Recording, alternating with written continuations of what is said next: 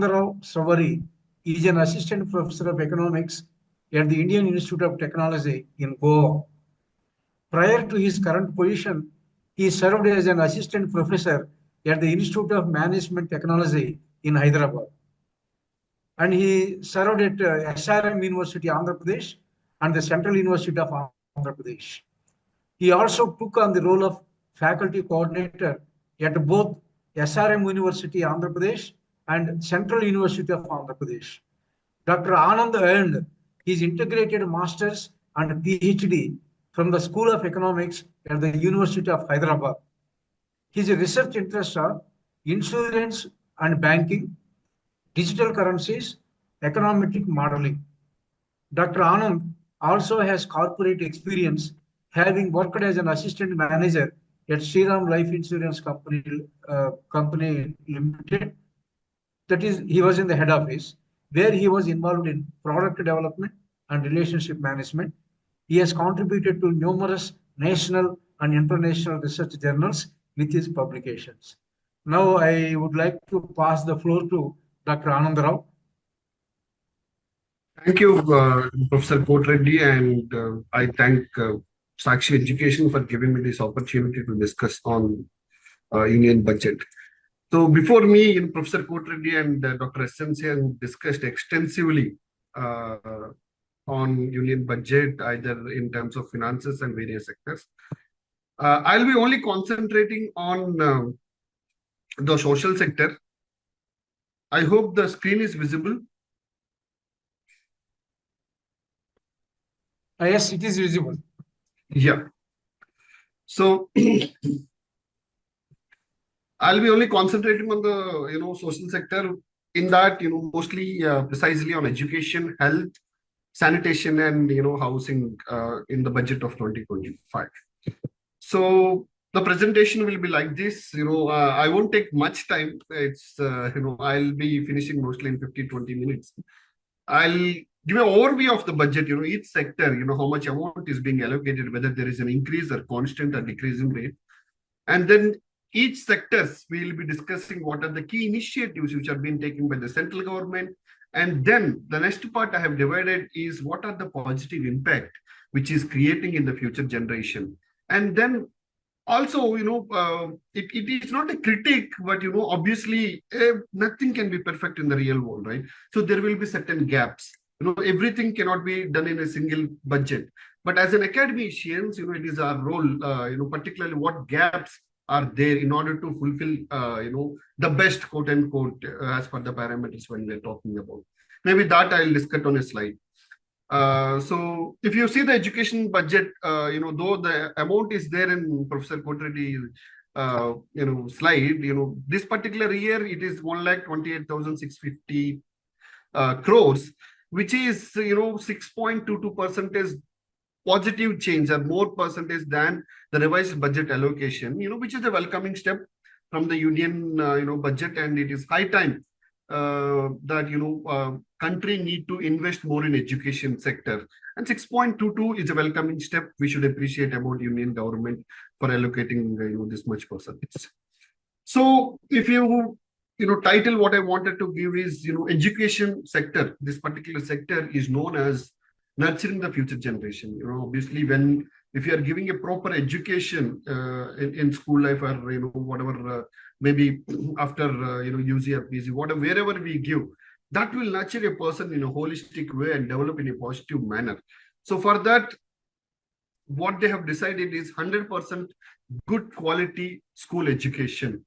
In this process, they clearly mentioned that union budget document clearly mentioned that they will be strengthening the national education policy 2020. Though some states started to implementing this particular policy, and they wanted to concentrate on 5+3+3+4 structure, leaving the 10+2 traditional structure, and which will this particular policy, as per the document, it is clearly said that it will allow us to have more creative thinking. Also, we can concentrate on mother tongue, teaching up to 5th class, which will understand, because up to first to 5th class, It should not be memorized version. It should be basically thinking version. It is basically observed version. After fifth only, you should be having the memorized version. But unfortunately, the present education system, what we are basically having right now, where we all grew up, is basically from LKG onwards, it is memorized version, memorized version. Up to fifth class should not be any memorized version. That is what the document is saying. Through observations, the students should be able to learn this. Also, they are strengthening the digital learning infrastructure.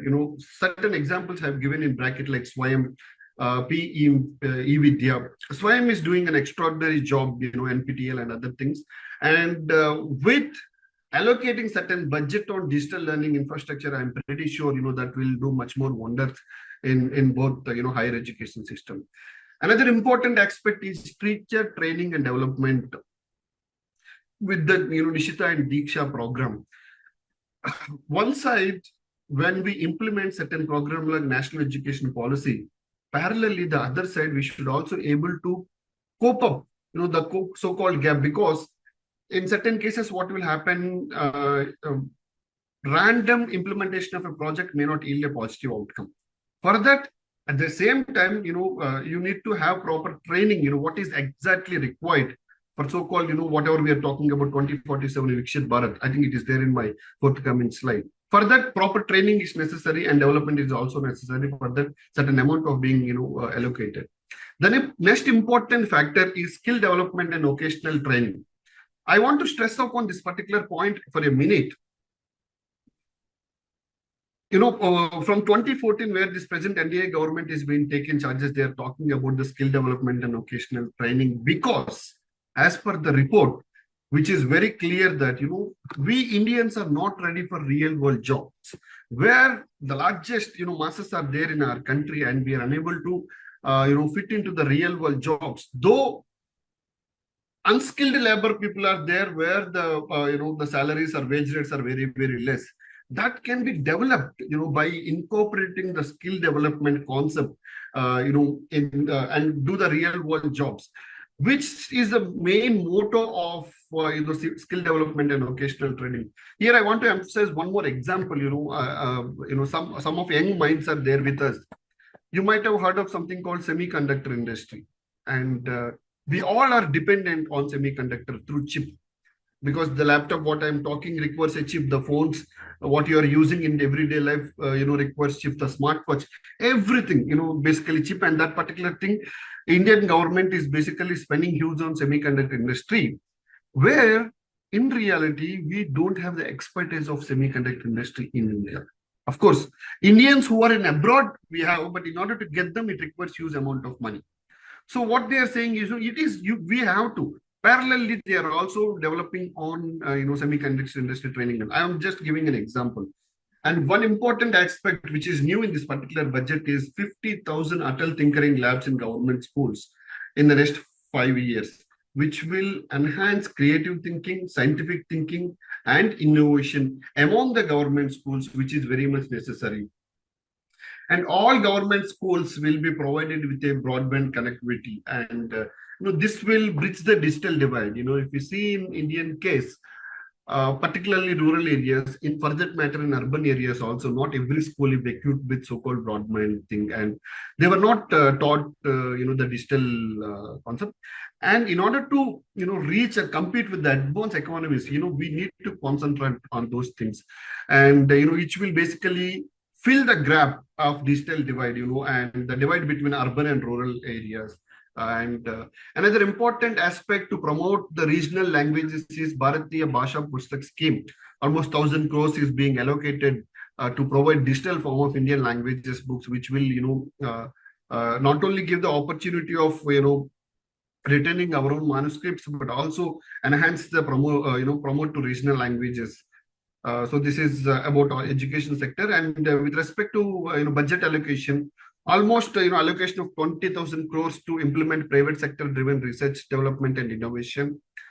IITs started after 2014, which is called as third generation IITs, to get new infrastructure, which consists of 6,500 more seats, or more students in other words. So they want to enhance the IIT seats so that everybody can, whoever wish to more demand is there, obviously they want to cater that, and for that each IIT is getting close to 1,000 crores in order to fill this infrastructure gap.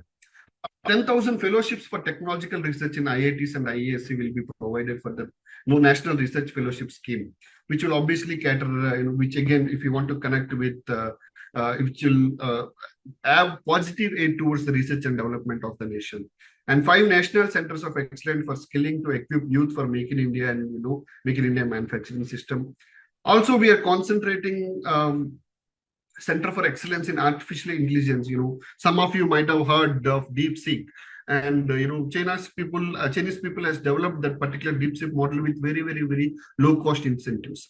And there was a lot of critique also on our side. Though we have top-notch engineers or so-called technical education, but why we are unable to do that? So obviously, proper allocation is necessary, and 1 crore manuscripts to be preserved with the concept of Gyan Bharati mission, which is very much required. We need to preserve our own manuscripts, which is having abundance of knowledge, though up to a certain extent it was neglected, and it is high time that we need to concentrate on those manuscripts. And National Digital Repository of Indian Knowledge System for knowledge sharing to be set up, and 10,000 additional seat will be added to 1,000 medical colleges and hospital next year, which includes adding up 75,000 seats in the next 5 years, which is very much necessary, because maybe I'll discuss extensively in the health sector aspect. In reality, there is a full gap between healthcare employees, and it is high time that we need to increase the number of additional seats in the medical colleges.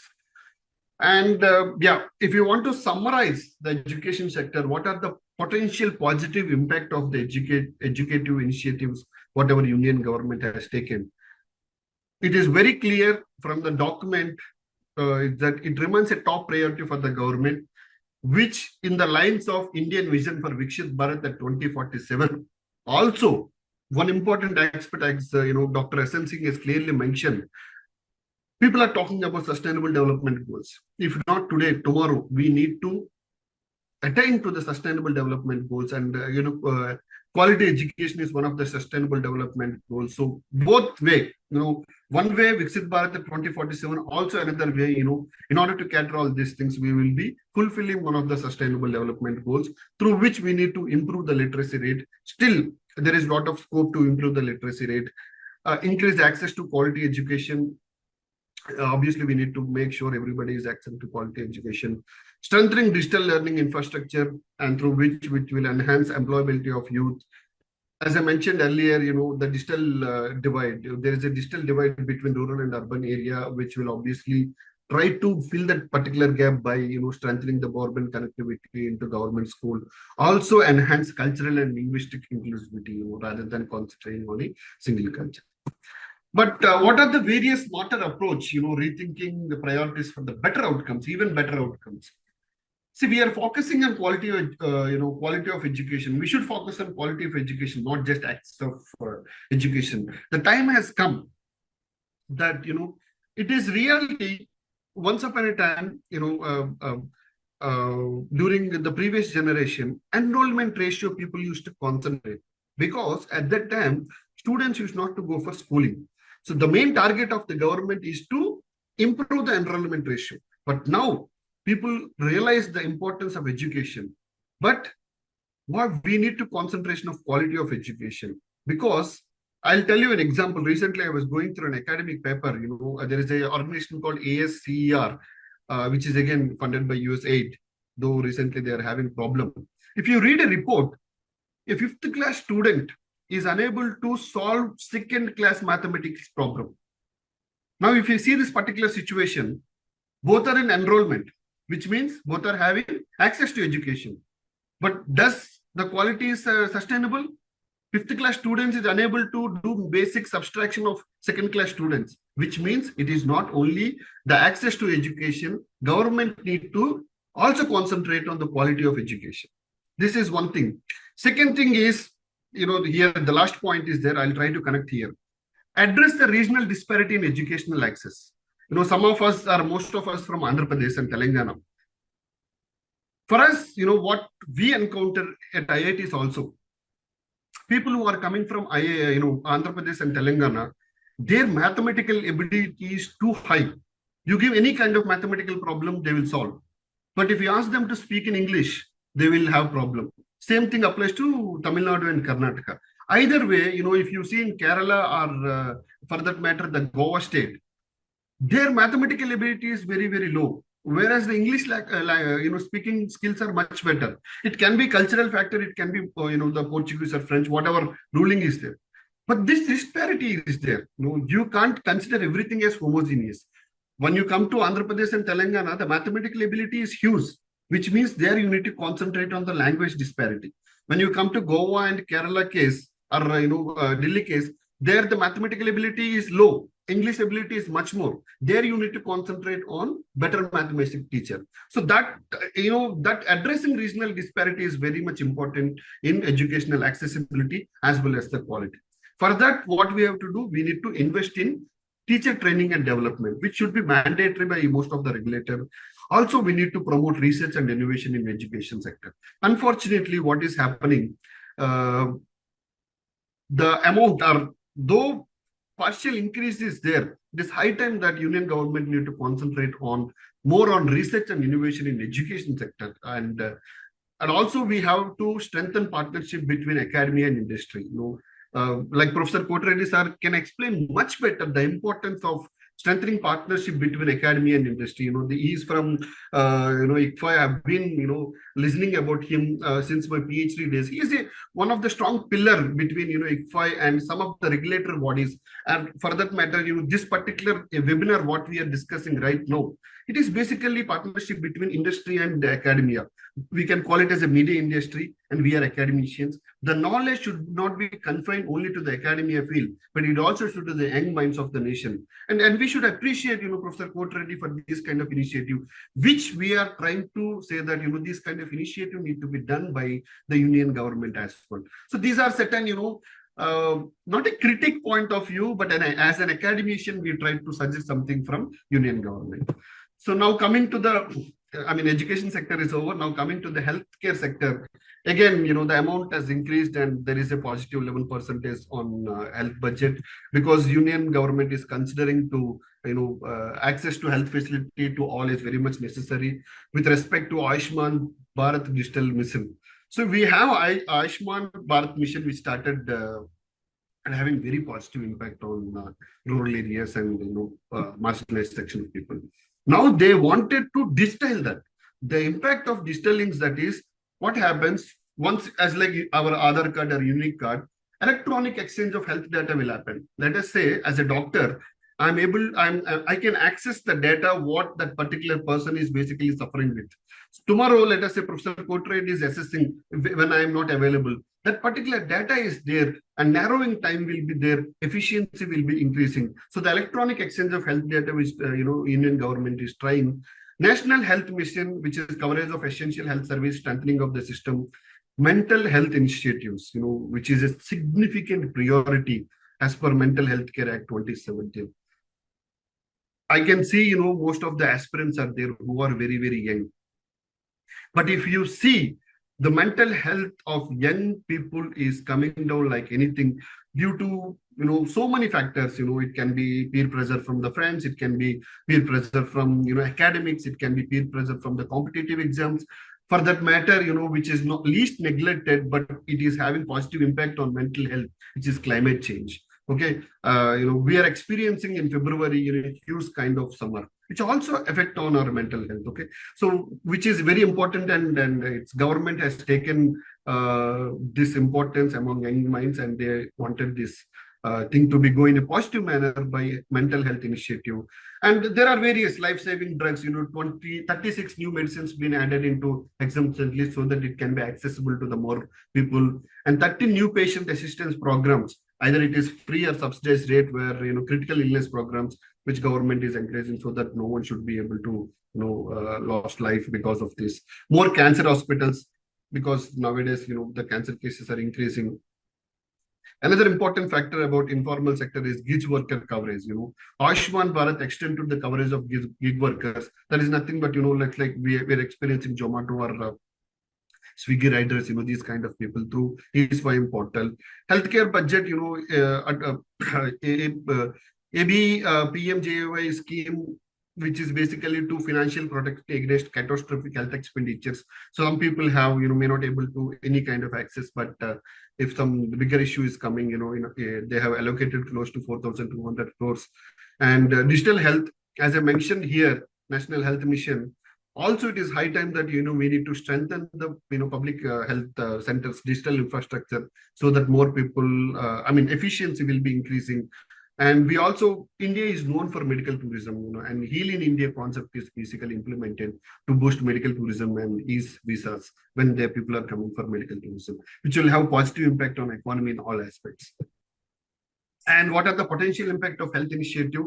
It will obviously improve healthcare access, especially in rural areas, which is very much necessary. Also, if you observe in this particular budget, Honorable Finance Minister has clearly announced that, the reduced out-of-pocket expenditure on health is basically there. And they wanted to reduce even more further by implementing all these kind of programs. And better health outcomes are very much necessary, not only for financial health of an economy. Also, it is very much necessary because of one of the sustainable development goals. Access to better health is very much there. But, there are certain smarter approaches, priorities for better outcomes. We need to increase public health spending and percentage of GDP. Though government is doing a great job, but if you compare with the best countries which are having best health policies, our GDP spending is relatively low if we compare with global averages. So we should think about it. Though we have taken the first step, we should also take the second step of increasing the funding on health sector, because these are the people, right, for any kind of when people are there, only human capital is there, only development happens. Also, we need to concentrate on preventive healthcare and wellness. So if a heart attack comes, what you need to do, that is what budget says. But in order to avoid the heart attack, what you need to do, that particular awareness you need to be created. Let's say people are 30, 35, also people are diagnosed with diabetes. So after diabetic, what you're supposed to do, healthcare people will take care. But it is also high time, rather than that, concentrating on or educating them or creating awareness, what you should do if you don't want a diabetic thing. We should also improve healthcare infrastructure, especially in rural areas.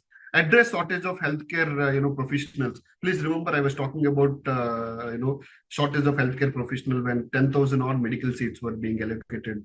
And it is there, but as I mentioned, huge gap is there. We need more medical people to, shortage of healthcare professional. Also promote health awareness and education. We need to integrate between health awareness and education.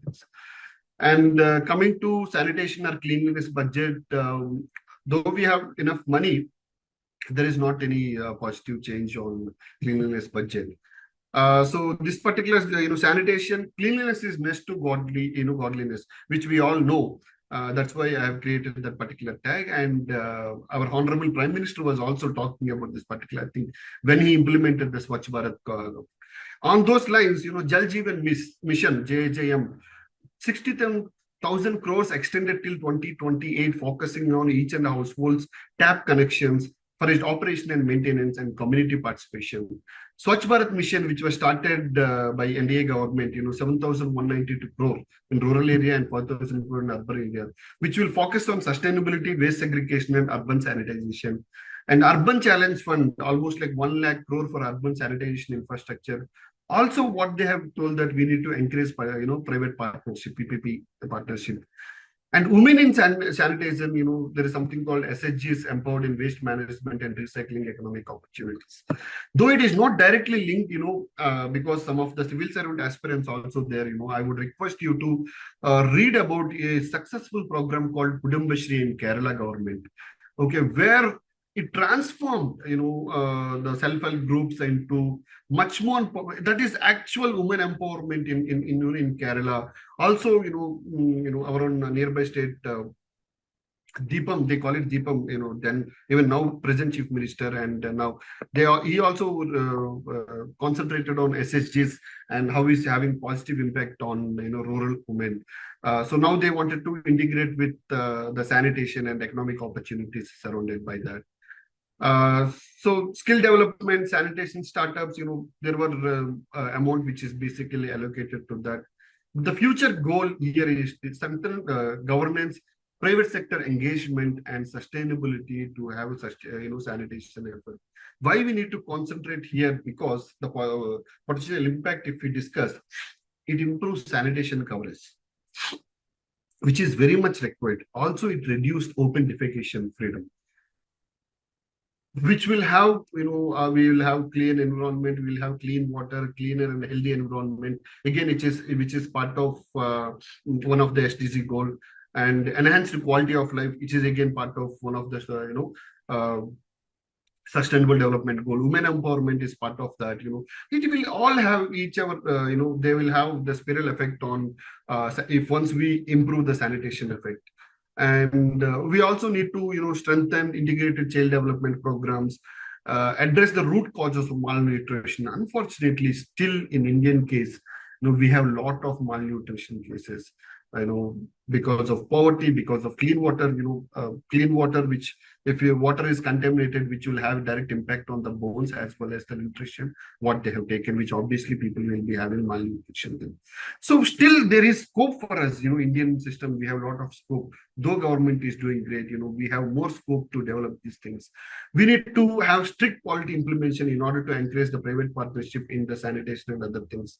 Incentivize, sustainable practices, and also we need to ensure access to clean water and sanitation for all.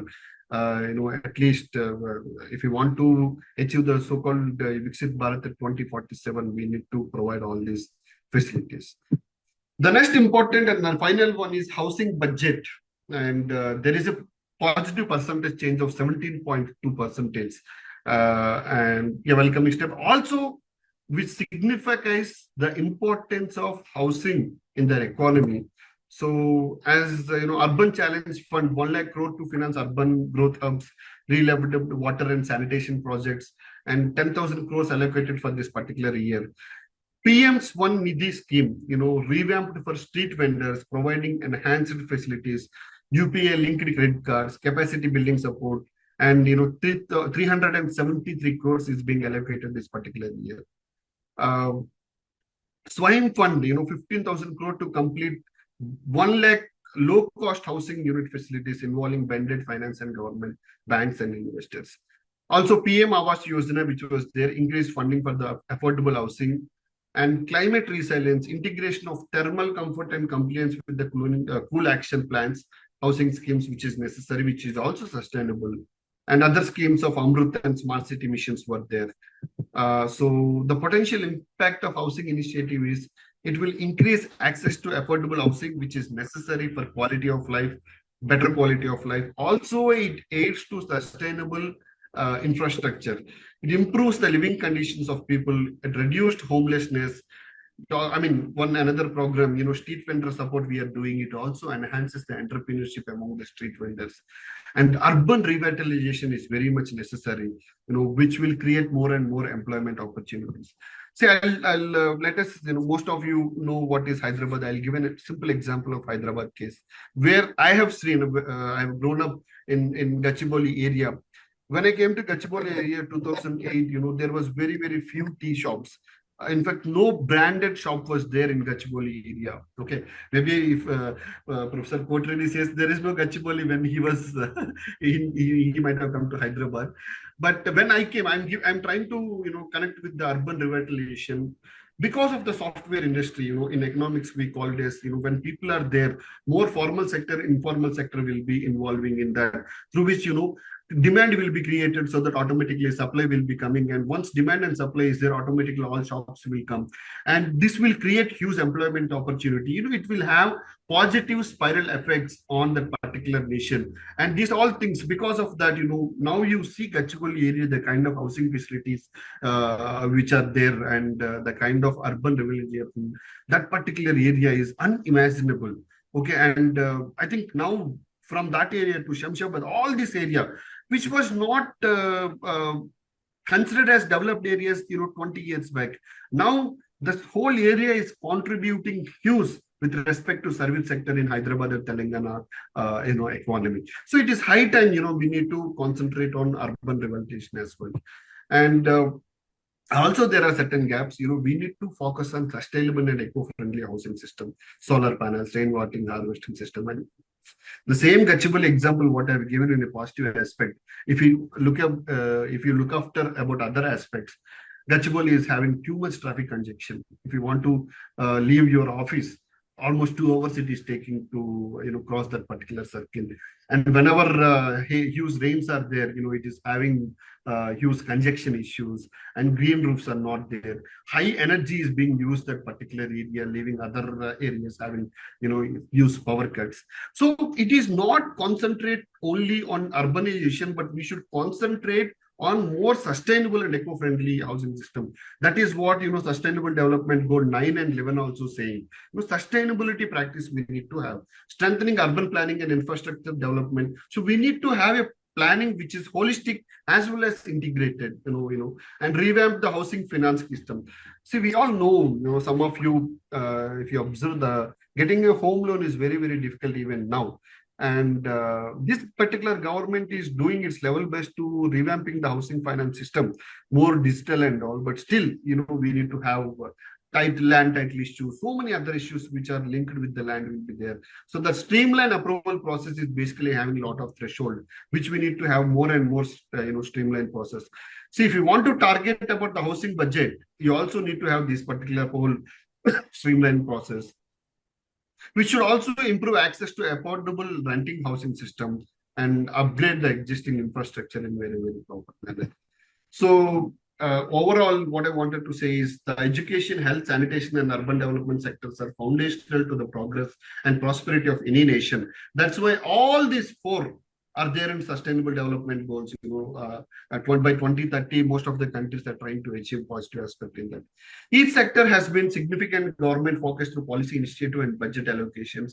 We are doing good, and which will enhance accessibility, improve quality, and fostering the inclusivity. So collectively, these sectors should transform India into more equitable, sustainable, and prosperous nation, which is the tagline for the Viksit Bharat at 2047. So with this, I'll stop here. Once again, I thank Professor Kotreddy for giving me this particular opportunity.